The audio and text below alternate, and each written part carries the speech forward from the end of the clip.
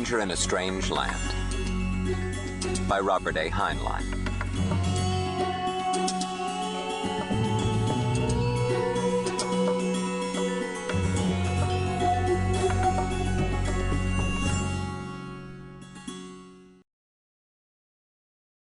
Notice: all men, gods, and planets in this story are imaginary. Any coincidence of names is regretted. R.A.H. Dedication: for Robert Cornog, Frederick Brown, Philip Jose Farmer. Part 1. His Maculate Origin. Chapter 1. Once upon a time there was a Martian named Valentine Michael Smith. The first human expedition to Mars was selected on the theory that the greatest danger to man was man himself.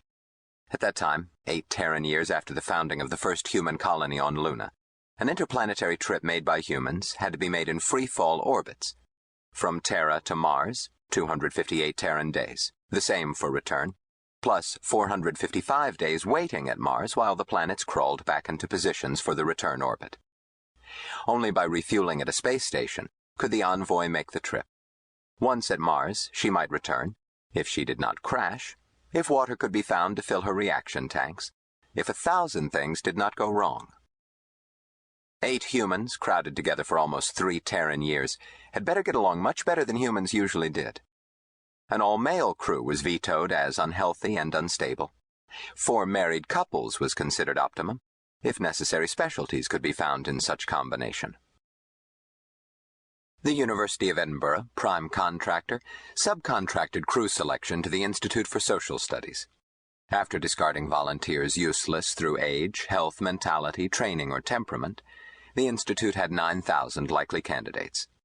The skills needed were astrogator, medical doctor, cook, machinist, ship's commander, semantician, chemical engineer, electronics engineer, physicist, geologist, biochemist, biologist, atomics engineer, photographer, hydroponicist, rocketry engineer. There were hundreds of combinations of 8 volunteers possessing these skills. There turned up 3 such combinations of married couples, but in all 3 cases, the psychodynamicists who evaluated factors for compatibility threw up their hands in horror. The prime contractor suggested lowering the compatibility figure of merit. The Institute offered to return its $1 fee. The machines continued to review data, changing through deaths, withdrawals, new volunteers. Captain Michael Brandt, MS, Commander, DF Reserve, pilot, and veteran at 30 of the Moon Run, had an inside track at the Institute, someone who looked up for him names of single female volunteers who might, with him, complete a crew. Then paired his name with these to run problems through the machines to determine whether a combination would be acceptable.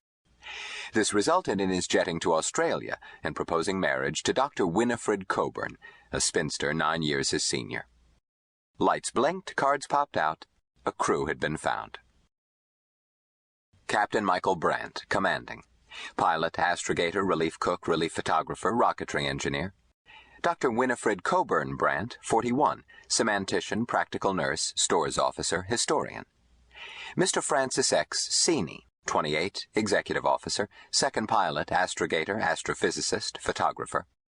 Dr. Olga Kovalik Seeney, 29, cook, biochemist, hydroponicist. Dr. Ward Smith, 45, physician and surgeon, biologist.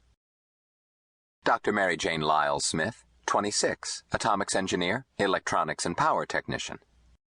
Mr. Sergei Rimsky, 35, electronics engineer, chemical engineer, practical machinist and instrumentation man, cryologist. Mrs. Eleonora Alvarez Rimsky, 32, geologist and selenologist, hydroponicist. The crew had all needed skills, some having been acquired by intensive coaching during the weeks before blastoff. More important, they were mutually compatible. The envoy departed. During the first weeks, her reports were picked up by private listeners. As signals became fainter, they were relayed by Earth's radio satellites.